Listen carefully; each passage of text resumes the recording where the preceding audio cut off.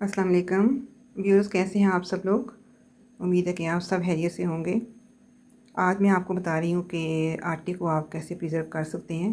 Specially सावन के महीने में आटे में सुसरी और कीड़े पड़ जाते हैं। तो उसके लिए सबसे पहले तो आप ये करें कि आटा आप जो बाज़ार से पिसवाते हैं तो वो कम पिसवाएं, और अगर आप जो लेके आते हैं उसकी आप एक्सपायरी डेट देख लें, फ्रेश आटा लेके आएँ। ये आटा मैंने पिसवा लिया है चक्की से, तो इसको मैं बाल्टी में आप डाल लें, या जो आटे की बनी हुई होती है जस्त की पेटी उसमें डालना चाहें तो उसमें डालें। जिस तरह भी आप जिसमें भी रखना चाहती हैं रखेंगी। जब आप तो सबसे पहले आपने आटे को ठंडा कर लेना है, ठीक है। गरम गरम आटा आपने नहीं डालना। तो इसको मैं आप थोड़ी देर ठंडा करूँगी, और ठंडा करने के बाद मैं इसको बाल्टी में डाल लूँगी। जब आप पेटी में आटे को डालेंगी तो उसके लिए आपने जो चीज़ें इस्तेमाल करनी है आटे को कीड़ों से बचाने के लिए, उसमें एक तो नमक है। ये जो है ना पिंक सॉल्ट है। हमारे यहाँ बेहतरीन किस्म का नमक पाया जाता है, क्योंकि सबसे जो बड़ी नमक की कान है वो पाकिस्तान में पाई जाती है, कीड़ा में। तो ये नमक की डली है, साबुत नमक है ये। तो इसको मैं थोड़ा सा तोड़ लूँगी, पीस छोटे कर लूँगी, और करने के बाद आपने पेंदे में नमक जो है ना इसकी डलियाँ कुछ रख देनी है, कुछ सेंटर में रख देनी है। पिसा हुआ नमक भी आप शामिल करते हैं जब आटा गूंथते हैं, लेकिन मैं आटे में नमक शामिल नहीं करती। अरसा दराज हुआ है, हमारे बचपन में कहीं हमारी अम्मी यूज़ किया करती थी, लेकिन क्योंकि आजकल ब्लड प्रेशर वगैरह का मसला होता है तो फिर नमक का इस्तेमाल हमने छोड़ दिया करना। तो वो फिर अगर पिसा हुआ शामिल करेंगी तो वो तो निकालना मुश्किल है आटे से, इसलिए साबुत नमक आप ले लें, इसके छोटे छोटे पीस कर लें और इसको आप आटे के अंदर रख सकती हैं।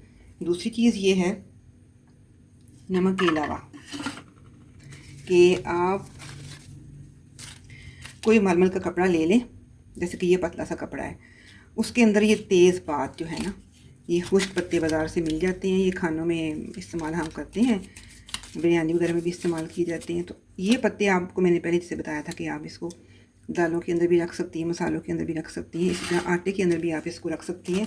लेकिन जब आटे में ऐसे ही शामिल करेंगी तो फिर ये साबुत पत्ते सामने मतलब आपके आते जब आप आटा निकालती हैं तो इसकी ढीली सी पोटली आप बांध लें, लूज सी। आपने टाइट नहीं रखना इसको। इसके पत्ते ज़रा बड़े बड़े ये देख सकती हैं आप। इसको मैं तोड़ लूँगी, तोड़ के छोटे कर लूँगी, और करने के बाद इसकी लूज सी पोटली बांध के, चाहे तो इसी कपड़े से आप इसको बांधे, चाहे तो अलग को कपड़ा लेके इस तरह करके देखिए मैंने लूज सी पोटली बांध ली है, गिरा लगा दिया मैंने ताकि ये बाहर ना निकले। तो ये मैं आटे के अंदर रखूँगी, ठीक है। मैं अभी आपको दिखाती हूँ। देखिए अब मैंने नमक के छोटे छोटे पीस कर लिए हैं। तो इस तरीके से हम नमक जो है आटे के अंदर रख देंगे। अच्छा जी, जैसे कि आप देख सकती हैं कि आटे के लिए मैंने बाल्टी ले ली है। इसके लिए आप इस तरह करके पेंदे में नमक जो है ना वो रख दें इस तरह करके। इसके बाद ऊपर हम इसकी कटर डाल देते हैं।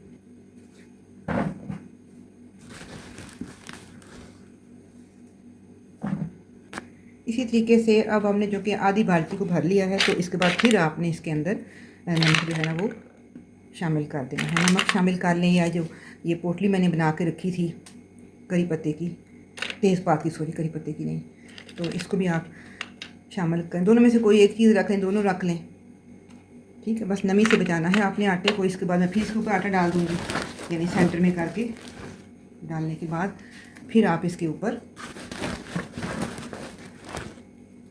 आटा डालें, ठीक है ना।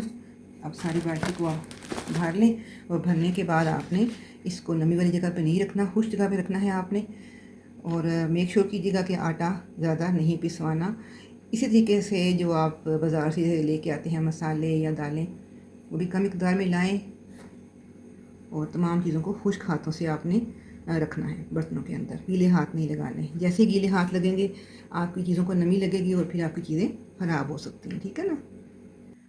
लीजिए आटा जो है ना मेरा मुकम्मल हो गया। अब चाहे तो आप बेशक इसके अंदर ऊपर जाके भी थोड़े बहुत नमक की डलियाँ रख सकती हैं, और मेक श्योर करें कि ये टाइटली आपने बांध रखना है इसको, ठीक है ना।